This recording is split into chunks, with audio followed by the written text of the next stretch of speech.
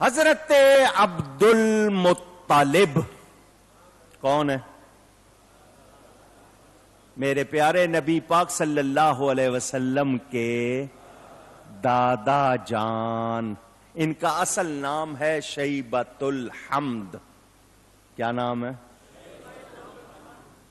شیبۃ الحمد. باپ لے کے آیا تھا سفر سے، چہرے پہ غبار تھا، وہ چھپانا چاہ رہا تھا، تو لوگوں نے پوچھا کون ہے، انہوں نے کہا نہیں بیٹا نہیں، کہہ دیا میرے بھائی کا غلام ہے. تو عبد بمانا غلام عربوں میں استعمال ہوتا ہے. عبد المطلب کا مطلب مطلب کا، کوئی مطلب اللہ کے ناموں میں سے تو کوئی نام نہیں ہے نا، پوچھ رہا ہوں. تو عبد بمانا غلام بھی ہے، تو عبد المطلب کا معنی مطلب کا غلام. تو عبد النبی کا معنی کیا ہوگا؟ نبی کا. کچھ لوگ کہتے ہیں شرک ہے، تو پھر عبد المطلب کے معنی کیا کرو گے؟ یہ اس کا جواب دیا میں نے آپ کو. اور قرآن نے کہا وَأَنكِحُوا الْأَيَامَ مِنكُمْ وَالصَّالِحِينَ مِنْ عِبَادِكُمْ وَإِمَائِكُمْ. قرآن نے بھی عباد بمانا غلام بیان کیا، اور اپنے غلاموں کی شادیاں کرو. اللہ فرما رہا ہے تو عباد کا لفظ فرمایا. اور قرآن میں یا عبادی قل یا عبادی الذین اسرفوا علی انفسہم لا تقنطوا من رحمت اللہ. اللہ فرماتا ہے حبیب کہو اے میرے بندو. تو حضور نے ہم کو اپنا غلام کہہ لیا ہے، فرما دیا ہے. جن کی سمجھ میں نہیں آتا ہم ان کو کچھ کہتے. میرے دوستوں اور بزرگوں، حضرت عبد المطلب مکہ مکرمہ میں سردار، بڑی عزت والے. ان کی پیشانی میں نبی پاک کا نور چمکتا تھا.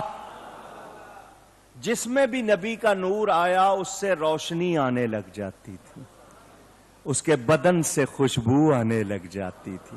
پورا مکہ ان کی قدر کرتا تھا. ابرہہ الاشرم جس نے کعبے کو ڈھانے کا ارادہ کیا، کیونکہ اس نے اپنے علاقے میں ایک کنیسہ بنا لیا تھا. اس کو پتا چلا لوگ خانہ کعبہ میں جاتے ہیں، ہر سال حج کرتے ہیں. اس نے کہا وہ سادی سی عمارت ہے میں بہترین بناؤں گا، لوگ ادھر نہ جائیں ادھر آئیں. اس نے اپنے علاقے میں کعبہ بنانے کی کوشش کی، بڑی شاندار عمارت، اچھا پتھر لگا کے. ادھر مکہ سے کسی کو پتا چل گیا کہ اس نے کعبہ بنایا. اس نے کہا میں چڑھاوا چڑھاؤں. وہ گیا دیکھنے، صبح افتتاح ہونا تھا، رات کو وہ گیا، اس نے باتھ روم والا کام وہاں کر دیا.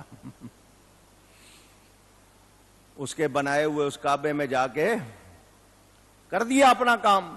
وہ بادشاہ کو پتا چلا، اس کو چڑھا غصہ. انہوں نے کہا پہلا چڑھاوا چڑھ گیا، تو بڑے خواب دیکھ رہا تھا لوگ یہاں آئیں گے، یہ ہوگا وہ. اس نے کہا میں مسلمانوں کے یہ مکہ کے کعبے کی اینٹ سے اینٹ بجا دوں گا. اس نے لشکر تیار کیا، 12 ہاتھی جنگجو لیے، بڑا لشکر لے کر کعبے کو گرانے کے لیے آیا. مکہ مکرمہ میں جن لوگوں نے حج کیا ہوا ہے ان کو میں سمجھاتا ہوں. مینا اور مزدلفہ حاجی جاتے ہیں، اس میں جہاں مینا ختم ہوتا ہے، مزدلفہ شروع ہونے سے پہلے ایک علاقہ ہے جس کا نام ہے وادی محصر.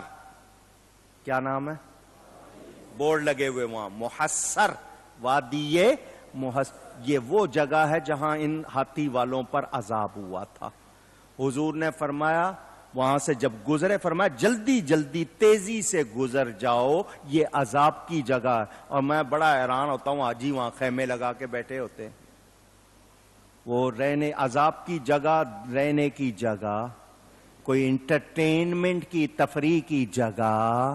وہاں کبھی جاؤ تو نگاہیں جھکاؤ، توبہ کرو اور سبق حاصل کرو. وہ گھومنے پھرنے کی جگہ، وہ مونجو ڈرو ہو، ہڑپا ہو، ٹیکسلا ہو، یہ سب عذاب کی جگہ. یہاں عذاب آئے، زمینیں دسائی گئی، آپ لوگ جاتے ہیں تفریح کے لیے، سیلفیاں بنانے. تو عذاب کی جگہ پہ سیلفیاں بناؤ، بڑی کام آئیں گی، فکر نہ کرنا. وہ آیا، حضرت عبد المطلب کے اونٹ باہر چر رہے تھے. اس نے کہا یہ کس کے اونٹ ہے؟ انہوں نے کہا مکہ کے سردار کے. کہنے کا پکڑ لو. اونٹ پکڑ لیے. حضرت عبد المطلب کے خادموں نے آ کے کہا جی کوئی بادشاہ آیا، اس کی فوج آئی ہے، اونٹ پکڑ لیا. حضرت عبد المطلب بادشاہ کے پاس چلے گئے. بادشاہ نے چہرہ دیکھا تو دیکھتا رہ گیا. اتنا چمکدار چہرہ، یہ تو بڑا پیارا آدمی ہے. بادشاہ کے پاس گئے، بادشاہ سے کہا تیرے آدمیوں نے میرے اونٹ پکڑ لیے، مجھے واپس کر دو۔ اس نے کہا میں تمہارا کعبہ گرانے آیا ہوں، تم اونٹوں کی بات کر رہے ہو؟ حضرت عبد المطلب نے کہا اونٹ میرے ہیں، کعبہ رب کا ہے، گھر والا اپنے گھر کی حفاظت کرے گا، تو میرے اونٹ واپس کر۔ وہ گھر والا گھر کی حفاظت کرے گا، تو میرے اونٹ۔ اس نے کہا بڑی حیرانی کی بات ہے، ان کو کعبے کی فکر نہیں، فرمایا وہ اللہ کا گھر ہے، وہ خود حفاظت کرے گا، اونٹ دے میرے ہیں وہ۔ اس نے اونٹ دے دیے، اپنے ساتھی کو بلایا اور کہنے لگا ان کو ذرا میری فوج دکھاؤ، ان کو میری، اور خاص طور پر ہاتھی، جو 12 میں جنگجو ہاتھی لے کے آیا ہوں نا، وہ ضرور دکھانا تاکہ ان پہ روب پڑے، یہ مکہ والوں کو جا کے ڈرا دیں تو کوئی ہمارے سامنے نہ آئے۔ وہ ساتھی نے لیا، آپ کو آئیے فوج دکھاؤں، وہ پہلے ہاتھی کے پاس لے گیا۔